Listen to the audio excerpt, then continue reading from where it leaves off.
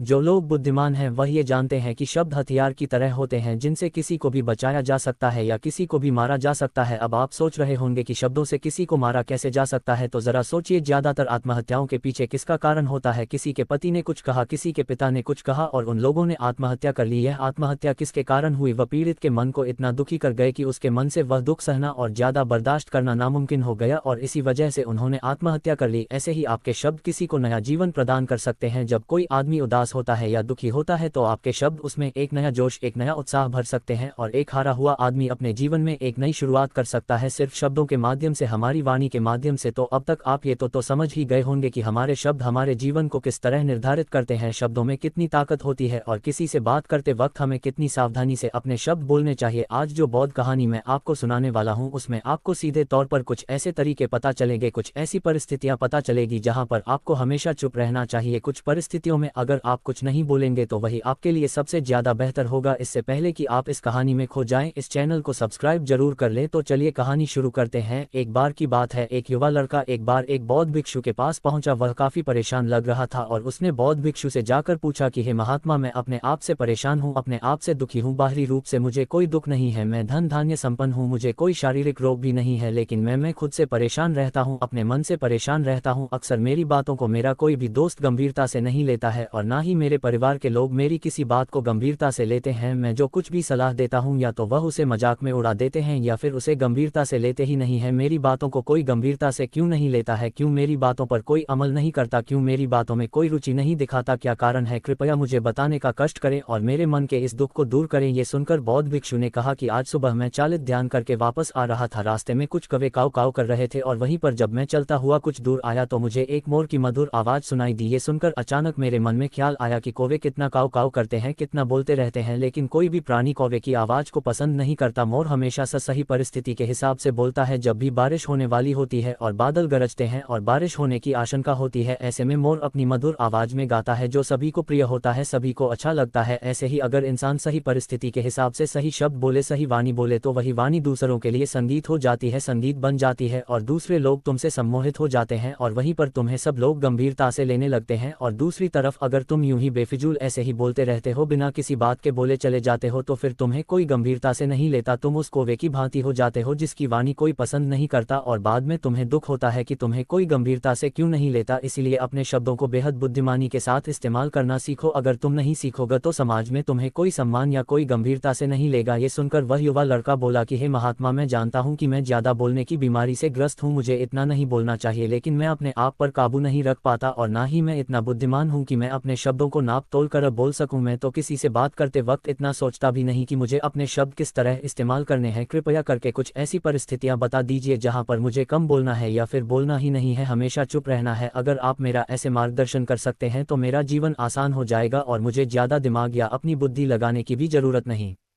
पड़ेगी। ये सुनकर बौद्ध भिक्षु ने मुस्कुराते हुए कहा कि बेटा, वैसे तो इंसान को हर परिस्थिति में सोच समझ कर ही बोलना चाहिए, लेकिन अगर वह हमेशा होश में नहीं रह पाता है, ध्यान में नहीं रह पाता है, मैं तुम्हारे दैनिक जीवन की कुछ ऐसी परिस्थितियां बता रहा हूं जहां पर तुम्हें हमें हमेशा चुप रहना है। अगर तुम ऐसी जगहों पर कुछ बोलोगे तो तुम्हारा अपमान ही होगा या फिर तुम्हें कोई गंभीरता से नहीं लेगा। सबसे पहली जगह है, या यूं कहे ऐसी परिस्थिति जहां पर इंसान को हमेशा चुप रहना चाहिए, वो है जब किसी ऐसे विषय के बारे में बातचीत हो रही हो जिसके बारे में आपको कोई जानकारी ही नहीं है। तो ऐसी परिस्थिति में व्यर्थ में बीच में टान अड़ाना, व्यर्थ का ज्ञान देना, आपको कुछ पता नहीं है लेकिन फिर भी आप अपना ज्ञान देने के लिए उत्सुक हैं, तो ऐसी जगह पर आपका अपमान ही होगा। जरा तुम खुद सोचो, जब कोई बीमार आदमी अपनी बीमारी के बारे में चर्चा कर रहा हो और आपको उस बीमारी के बारे में कोई भी ज्ञान नहीं है, लेकिन फिर भी आप व्यर्थ में बेकार में उसे ऐसी ऐसी औषधियां बता रहे हैं जिनका उसकी बीमारी से कोई तालमेल ही नहीं है, तो ऐसे में आप अपनी प्रतिष्ठा अपने हाथों से खो रहे होते हैं और आपको पता ही नहीं होता। ऐसी परिस्थिति में आदमी को हमेशा सुनना चाहिए। ध्यान से सुनना भी एक कला होती है। अगर आप सुनने का दिखावा करेंगे तो कहीं ना कहीं सामने वाले आदमी को यह एहसास हो जाता है कि यह मेरी बात पूरे ध्यान से नहीं सुन रहा है। इसीलिए जब आपको किसी विषय के बारे में पूरी तरह से जानकारी ना हो तो वहां पर केवल अपने कान लगाना ही ज्यादा महत्वपूर्ण होता है, ज्यादा जरूरी होता है। आप उस इंसान की बातें ध्यान से सुन सकते हैं और इसी बीच आप दोनों के बीच एक संबंध पैदा होगा और वह संबंध सच्चा होगा क्योंकि आपने उसके बात को बड़े ही ध्यान से सुना है और इस बात का पता सामने वाले को भी होता है। तो हम बिना कुछ बोले सिर्फ सुनने मात्र से किसी को अपना मित्र बना सकते हैं। इस बात को हमेशा ध्यान में रखना। दूसरी जगह जहाँ इंसान को हमेशा चुप रहना चाहिए वह है खाना खाते समय खाना। इंसान को हमेशा चुप रहकर खाना चाहिए, मौन रहकर खाना चाहिए। महात्मा बुद्ध और उनके भिक्षु हमेशा चुप रहकर भोजन करते हैं, शांत भाव से भोजन करते हैं, परिपूर्ण होकर भोजन करते हैं, पूरी तरह से करते हैं, एक एक टुकड़े का स्वाद लेकर भोजन करते हैं। और ऐसा भोजन जब आपके शरीर में पहुंचता है तो वह आपके अंग अंग तक ऊर्जा पहुंचाता है। अक्सर हम भोजन करते वक्त कुछ ना कुछ बोलते रहते हैं, कुछ ना कुछ सुनते रहते हैं, लेकिन मौन रहकर पूरा स्वाद लेकर उस भोजन को कभी नहीं करते। हम उस भोजन को करते वक्त आधे अधूरे ही रहते हैं और इसीलिए हमारा शरीर लोगों से ग्रस्त हो जाता है। जरा तुम खुद सोचो, बौद्ध भिक्षु हमेशा भिक्षा लेकर भोजन करता है और भिक्षा भी बिल्कुल मामूली सी, और वह भी एक वक्त का। तो एक वक्त भोजन करने के बाद भी वह इतने स्वस्थ रहते थे, इतने उत्साह जोश और आनंद से भरे होते थे। और हम तो इतना खाना खाते हैं, इतनी सारी भोजन की सामग्री हमारे लिए उपलब्ध होती है, लेकिन हमारे शरीर में कोई ऊर्जा नहीं होती। इसका सबसे बड़ा कारण होता है कि हम अपना भोजन होश में नहीं करते हैं, परिपूर्ण होकर नहीं करते हैं, मौन रहकर नहीं करते हैं। इसीलिए अपना भोजन हमेशा मौन रहकर ही करो। तीसरी जगह जहां पर अगर आपने चुप रहना सीख लिया तो इसका मतलब यह है कि आपने अपने ऊपर विजय हासिल कर ली। जी हाँ, गुस्से में शांत रहना या चुप रहना इतना आसान नहीं होता है। अक्सर हम गुस्से से भरकर कुछ ऐसे शब्द या अपशब्द बोल जाते हैं जिसका पछतावा हमें हमेशा रहता है, लेकिन जुबान से निकला हुआ शब्द वापस नहीं हो सकता, उस शब्द को मिटाया भी नहीं जा सकता। अब वह जिंदगी भर हमारे दामन से जुड़ चुका है और वह गुस्से में बोला गया अपशब्द हमारे मन को समय समय पर बेचैन करता रहता है, दुखी करता रहता है। लेकिन गुस्से के वक्त चुप रहना सीखना भी एक बहुत बड़ी कला होती है। गुस्से में आदमी का अपने ऊपर काबू कहाँ रहता है, अपनी इंद्रियों को वश में कहाँ रख पाता है। इसीलिए इस कला को आप तभी सीख सकते हैं जब आप गुस्सा भी होश में रहकर कर पाएं। जब भी आपको गुस्सा आए, आपके दिमाग में सिर्फ एक ही बात आए कि मुझे चुप रहना है, मुझे किसी से कुछ गाली गलौज नहीं करना है, किसी को कोई अपशब्द नहीं बोलना है। और जब यह विचार गुस्से के साथ जुड़ जाता है और धीरे धीरे यह आदत बन जाता है तो आप अपने गुस्से को भी काबू में करना सीख जाते हैं। जब भी कभी गुस्सा आए तो किसी को